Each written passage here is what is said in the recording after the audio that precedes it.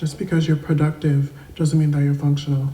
A lot of people will sit down and think, oh my God, just because I'm productive, I can get things done, I can show up better in this capitalistic society that requires my labor, that requires my hard work, I'm functioning. But how are you functioning in all aspects? How are you functioning emotionally? How are you functioning interpersonally? How are you functioning mentally? A lot of people are crumbling in those aspects. They are able to show up at work, they're able to show up and create and sustain themselves in this capitalistic society. Everything is organized, everything is done right, but your relationships seem to suffer. You don't have a passion, you're driven by nothing, and you don't even know who you are, and you don't even know what you're for in this world. And that's because you're productive, but you're not functional. One thing that Carl Jung, my favorite psychologist, / also philosopher, I don't think whether he's considered a philosopher, but he is a philosopher to me, is one thing that is very admirable about animals, because no matter what, animals always fulfill their destiny. But a lot of human beings never get to fulfill their destiny and understand what it is they're here for. And it's because they neglect things. They neglect their shadow, and neglect their inner child, and they neglect all those aspects that give them clues to who they are. There are so much clues to discover yourself. There's so much clues to discover who you are through shadow work. There's so much clues to discover who you are through inner child healing. And I'll put the 2 videos of myself talking about it, and you can watch them if you like. But my point is, a lot of people will be productive, they do what it is they're supposed to do, but is that even what you're supposed to do? Because they don't prepare us for it. We go to school, they teach us how to basically be the perfect worker and produce for the capitalistic society that we're under. But how many of them teach us about us, about our creativity, about our own ways that we can make our own lives better, about how to regulate our own emotions, about how to make our relationships better, about how to build community with one another?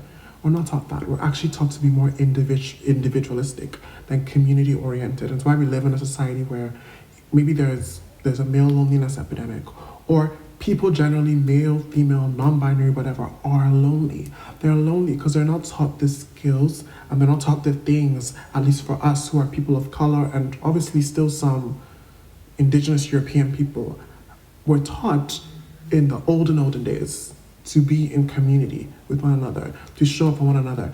As human beings, we're primates. Whether people like it or not, that's what we're descended from. And the way we have survived this long as primates is community, is communication. People don't even have proper communication skills anymore, especially in the third world. It's insane, because I'm from Nigeria, and over here in the UK, people are under-socialized. They don't know how to socialize with other people, and not in the way that you think so. I'm not talking word chatter, I'm talking like bonding with someone else, connecting with someone else. And it starts because with vulnerabilities, they don't even know how to express that in a way that is like safe for them. I'm also gonna link one of my videos, what was the video again? I'm gonna link it there, I have no idea, I do not remember.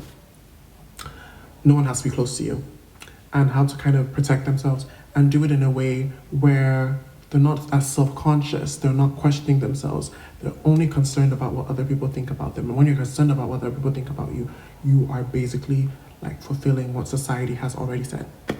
You're just like a pawn in a society.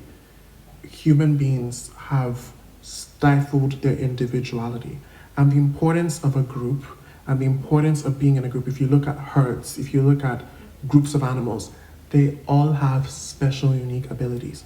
What I found very interesting is I saw a study that said for people, like I'm filming right now at night, it's like 4 a.m. It's not night, but you know what I mean. I'm filming now, and I'm just more productive at night. And apparently it's because our ancestors had the night shift and the morning shift. So even from the way that we're wired, from the way that we interpret things, from the way that we function, is individual to us. We all have different skill sets.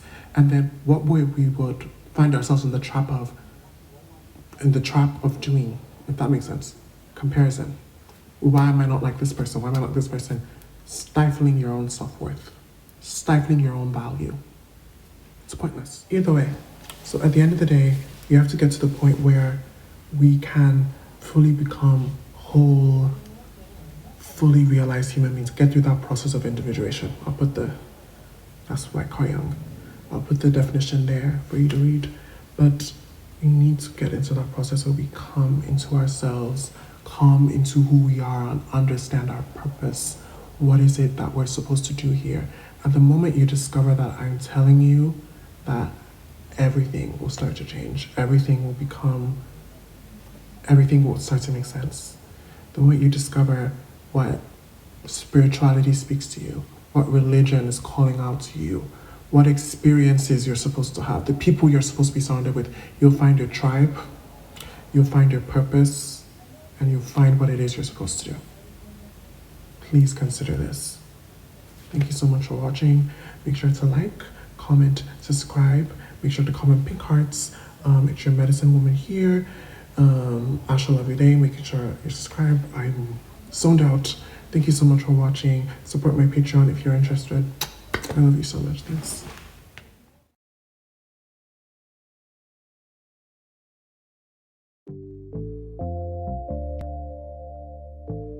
The Medicine Woman.